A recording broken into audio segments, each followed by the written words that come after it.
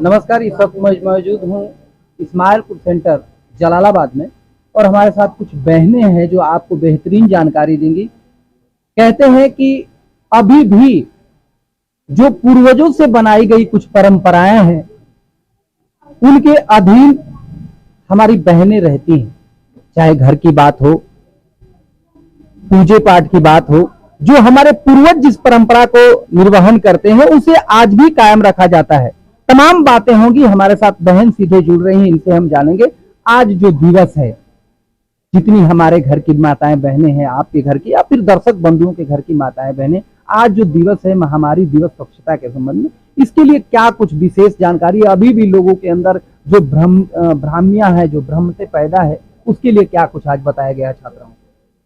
मतलब हर लड़कियां hygiene maintain करे। आज मेंस्ट्रुअल डे है तो हर लड़कियां अच्छे से मेंस्ट्रुअल डे को मनाते वक्त हर लोग हाइजीन मेंटेन करे, इन्फेक्शन को कंट्रोल करे और हर लड़कियां फ्रीली रहे, हम बढ़िया सा हाइजीन मेंटेन करें। बस यही कहना चाहेंगे। ज्यादातर देहाती क्षेत्र में जब हमारे दर्शक बंधु भी क्योंकि देहाती क्षेत्र के हैं, ज्यादातर लोग भोजपुरी समझते हैं, भोजपुरी में आप लोग ही समझते होंगे या फिर जो अंग्रेजी समझ में आ रहा है तो आप लोग समझ ही रहे हैं। महामारी दिवस जिसे देहाती भाषा में लोग कहते हैं कि इनका पीरियड आया है, चाहे हमारे घर की या फिर पीरियड की बात की जाए तो काफी लोग शर्माते भी हैं, लेकिन जाहिर सी बात है कि यदि किसी भी लड़की का, किसी भी हमारे घर की बहन बेटी हो या फिर आपके घर की बहन बेटी, यदि पीरियड न आए तो उसका पूरा जीवन मानो बेकार सा होता है, या फिर आए भी यदि वह ससुराल में जाए, बच्चे पैदा न हो तो भी जीवन पूरा बेकार माना जाता है। यहाँ तक कि 2 से 4 वर्ष बाद लोग कहते हैं कि अब यह हमारे वंश को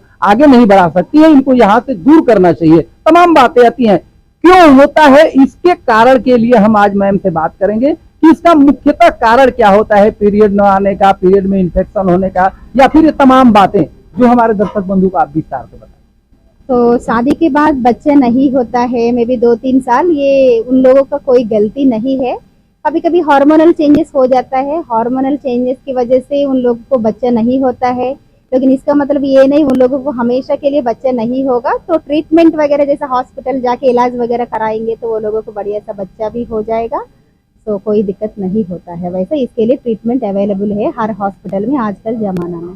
धीरे धीरे बच्चियां जब बड़ी होती हैं तो विशेष करके पिता तुल्य जो पिता लोग हैं उनको तो जानकारी नहीं हो पाती है, लेकिन जो माताएं हैं उनके अंदर एक डर सा बना रहता है जब तक पीरियड ना आ जाए।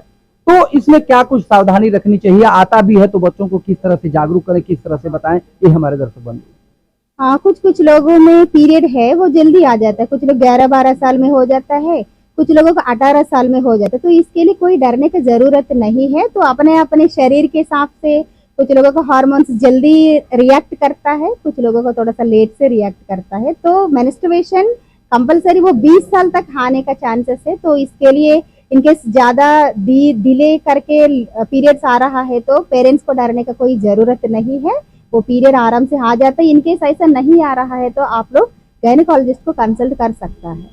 पहले की अपेक्षा हमारी बहनें हैं जो घर की या फिर दूर दराज के जो भी मतलब जब तक जो जानकारी है, ज्यादातर बात की जाए तो पहले के जैसे हमारे पूर्वज हैं कपड़ों का प्रयोग करते थे, उसकी साफ सफाई नहीं करते थे, तमाम बातें आती थी। उसके लिए स्वच्छ भारत मिशन से भी हम लोगों को जागरूक किया गया। जैसा कि मैं बता दूं, पूरे प्रयागराज में भी हम लोगों ने जागरूक किया है और गाजीपुर जनपद के कोने कोने में जाकर हमने तमाम महिलाओं को जागरूक करने का काम किया। हमारे साथ महिला टीम भी थी। लेकिन जो अभी भी महिलाओं के अंदर जागरूकता नहीं आ रही है, किस तरह से साफ सफाई करनी चाहिए, क्या कुछ व्यवस्था है, आप लोगों को ही विशेष ध्यान रखना चाहिए। साथ ही आप किसी भी काम से यदि किसी महिला चिकित्सक के पास जाते हैं तो अपने घर की जो बहनें हैं, अपने घर की जो माताएं हैं, तमाम लोगों से एक बार जरूर कंसल्ट करें कि आप इसके संबंध में जानकारी दें बच्चों को। जो आने वाली हमारी पीढ़ी है इसकी जानकारी रखें ताकि धीरे धीरे जागरूकता आ सके। और जो सरकार द्वारा, जो स्वास्थ्य विभाग द्वारा बार बार बताया जाता है कि सैनिटरी पैड का आप प्रयोग करें, कपड़ों का प्रयोग न करें। यदि ऐसे मान लीजिए अभी भी कुछ ऐसे गरीब परिवार हैं कि जिनके घर नमक तक नहीं मिलता है, वो कपड़े का ही प्रयोग करते हैं। यदि कपड़े का ही प्रयोग करना चाहें तो उनके लिए क्या कुछ सावधानी रखनी चाहिए?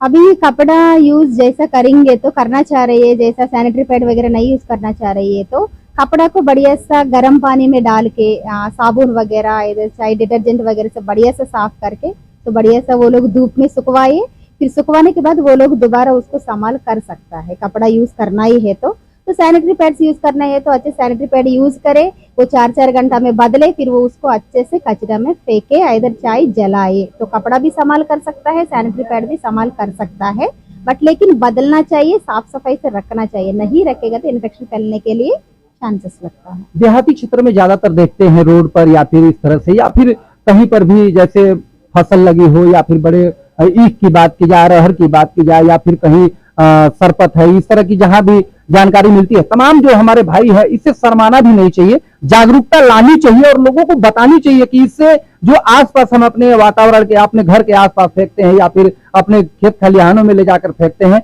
ऐसा करने से कहीं न कहीं हम अपने आने वाली पीढ़ी को एक बड़ी बीमारी देते हैं। ऐसा नहीं करना चाहिए, क्योंकि उसके लिए क्या कुछ विकल्प है आप अपने आसपास पूछिए। जो इस समय के जागरूकता के लिए टीम आ रही है, उसको बाकायदे आपका सम्मान अपने गांव में बैठाएं, अपने गांव में एक बार नहीं 4 बार बुलाएं, ताकि धीरे धीरे जो पुरानी परंपरा है वो बदले और स्वच्छ भारत मिशन के तहत भी जागरूकता है। जो बहनें हमारी फेंकती हैं देहाती क्षेत्र में, जो इधर उधर कपड़े फेंकती हैं या फिर पैड फेंका जाता है, उनके लिए क्या कुछ उसका सही निपटारा है, हम बताना चाहेंगे। सैनिटरी पैड्स इधर उधर फेंका नहीं जाता है, तो ऐसा फेंकने की वजह से जैसा कुछ जानवर वगैरह हो गया, वो आके इधर उधर कर देता है, तो सभी लोग देखता है, तो ये चीज देखने में अच्छा नहीं लगता है। और उसके थ्रू पोल्यूशन हो सकता है, पोल्यूशन होके फिर बीमार होने के लिए चांसेस लगता है। तो हम ये कहना चाहेंगे, हर वुमेन जैसा पीरियड के बाद सैनिटरी पैड को बढ़िया से एक न्यूज़पेपर ले ले, न्यूज़पेपर में वो अच्छे से कवर करे, फिर उसके बाद एक पन्नी में रख के, हो सकेगा तो उसको जलाए, नहीं जला पा रही है तो बहुत घर से दूर से कचरा में फेंके। तो इस तरीका से करने की वजह से हम लोगों का पोल्यूशन भी कम हो जाएगा, फिर इन्फेक्शन भी हम लोग कंट्रोल कर सकता है। जैसा कि मैम ने अभी बताया है फेंकने की बात, मेरे नजर में शायद यह स्वच्छ भारत मिशन के तहत तमाम गांवों में कचरा प्रबंधन के लिए व्यवस्था लगाई गई है, कचरा प्रबंधन के लिए डस्टबिन लगाए गए हैं, उसमें नीला, पीला, लाल ये तमाम जो डब्बे लगते हैं उसमें आप इस्तेमाल करें। स्वास्थ्य विभाग की टीम या स्वच्छ भारत मिशन की टीम या फिर इस तरह से जो भी गांव में टीम लगाई गई है स्वच्छता के लिए, वह आएगी और आपके जो इन्वेस्ट घर से जितने भी है उसी के साथ वह भी लेकर जाएगी। तो आप लोग जरूर जागरूक हैं और लोगों को जागरूक करें। हमारी जो बहनें हैं आज भी इन्फेक्शन से जूझ रही हैं, तमाम ऐसी बीमारियां हैं, विशेष करके महिलाओं में इससे संबंधित आधा अगर मैं बात करूं तो 80% महिलाओं को पीरियड से जुड़ी या फिर इन्फेक्शन से जुड़ी या फिर बच्चों से जुड़ी या फिर बच्चे होने के बाद से जुड़ी जानकारी नहीं हो पाती है, जिससे वो आज भी बीमार है। और यदि किसी घर में किसी के भी घर की माताएं बहनें यदि बीमार चल रही हैं तो उस परिवार के लिए वह सबसे बड़ा बोझ माना जाता है। इसके लिए खास सावधानी रखने की बात की जाए, जब पहली बार किसी बहन को पीरियड आए और जब तक वो पीरियड चलता है, इसके लिए क्या कुछ विशेष करके सावधानी रखनी चाहिए 3 से 4 दिन तक? जो पीरियड होता है तो मोस्टली वो लोगों को थोड़ा सा पहले जमाने में तो दूर रखा जाता था, अलग रूम में रखा जाता था, लेकिन आजकल ऐसा नहीं। हर लड़की आजकल नौकरी कर रही है, पढ़ाई कर रही है, तो कोई दिक्कत नहीं, वो लोग अपना पढ़ाई आराम से करे, वो लोग बाहर चला जाए, लेकिन हाइजीन मेंटेन करे, बढ़िया सा साफ सफाई मेंटेन करेगा तो वो लोग कहीं भी जाके आराम से रह सकता है। तो थोड़ा सा वो लोग जब पीरियड में होंगी वो लोगों को थोड़ा सा लक्षण होता है, खाना नहीं खाएंगे, बैक पेन होगा, स्टमक पेन होगा, तो पेरेंट्स थोड़ा सा उन लोगों पर ये ध्यान रखे बच्चे के साथ हो क्या रहा है। तो एक बार बच्चे का देखे, बच्चे का वो लोग प्रॉब्लम जाने, फिर बच्चों को थोड़ा सा उसके ऊपर ध्यान रखने के लिए पेरेंट्स भी बच्चों को समझाना है साफ सफाई के बारे में। अभी जो परंपरा की मैंने बात स्टार्टिंग में ही किया है, जो परंपरा रही है, पहले लोग बताते थे कि स्नान नहीं करना चाहिए, किसी मंदिर मस्जिद में नहीं जाना चाहिए, कहीं पूजा पाठ की बात है तो ऐसे नहीं, तो 4 दिन तक उनको ऐसे रखा जाता था कि वो अपने आप ही बीमार हो जाती थी। आज की क्या स्थिति रही है, किस तरह से आप लोग जागरूक कर पाते हैं, और जागरूक करने के लिए जाते हैं तो क्या लोगों के मन से सवाल आता है, उसके लिए क्या कुछ किया जाना चाहिए? अभी पुराना जमाना में तो जैसा आप लोग बोला है, मतलब पहले उन लोग एक कमरा में बंद करता था, ये बात सही है, लेकिन ये गलत है, ऐसा बंद कहीं नहीं किया जाता है। और स्नान नहीं करना है करके कोई ऐसा नहीं है, साइंटिफिकली प्रूव किया गया है, हाइजीन बहुत ही इम्पोर्टेंट है। तो वो लोग जैसा पीरियड में होगा तो सुबह शाम अच्छे से नहाना है, कोई दिक्कत नहीं है। भगवान के मंदिर में इसलिए नहीं जाता है, वो हाइजीन का बात है, तो हाइजीन जैसा मेंटेन नहीं करे चाहे नहीं करेगा तभी भगवान का सामने इसलिए नहीं जाता, हम लोग भगवान को मानता है तो इसलिए भगवान को रेस्पेक्ट देने के पर्पस में हम लोग भगवान के पास नहीं जाता, ऐसा कोई रूल नहीं है। हम लोग भगवान साइंस की बात मानी जाए तो शरीर के जितने ब्लड है उससे भी शुद्ध पीरियड का ब्लड माना जाता है। उसमें किसी प्रकार की कोई गंदगी नहीं है, किसी प्रकार का कोई ऐसा नहीं है कि हम उसको ऐसे कर सकते हैं। वो तो मतलब नारी धर्म के लिए एक प्रभु परमात्मा ने बनाया है कि जिसका होना अति आवश्यक है और होता भी है। तो इसके लिए क्या कुछ है जो जागरूक करने के लिए कि मतलब किसी चीज से आप माने तो ठीक है, न माने तो कोई ऐसा नहीं है कि नहीं आपको दूर रखा जाए, क्या कुछ है इसमें? ऐसा नहीं है। अभी जो मेनिस्ट्रुएशन के द्वारा जा रहा है वो गंदा ब्लड नहीं है, वो हमारी बॉडी में एक हार्मोनल चेंजेस की वजह से हमारे में ब्लड जाता है, वो गंदा ब्लड नहीं है। उसको साई हम लोग दूर नहीं रख सकता है। ये हमारी बॉडी में जैसा हम लोगों को बच्चा होता है तो वो एक भगवान दिया एक नेचुरल प्रोसेस है। तो इस तरीके से भगवान हम लोगों को पीरियड भी दिया गया है, ये गंदा नहीं है। हम लोग जिस लड़की को पीरियड होता है तो उसको हम लोग किसी भी तरीके से दूर नहीं रख सकता है। हम लोग उसको अपने में मिला के बढ़िया से रख सकता, बस इतना ध्यान रखना है, साफ सफाई रखना है, बट उसको हमेशा अलग नहीं करना है।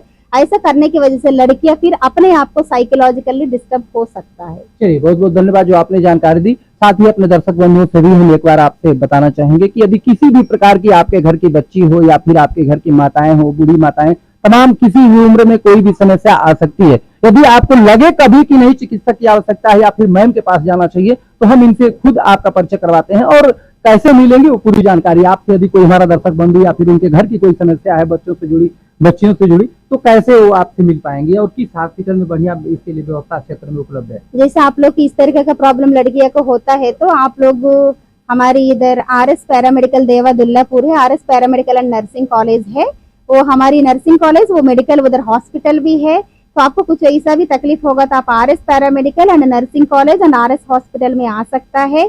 आप इस हॉस्पिटल में के अलावा भी और भी हॉस्पिटल से गायनेकोलॉजिस्ट से मिल सकता है।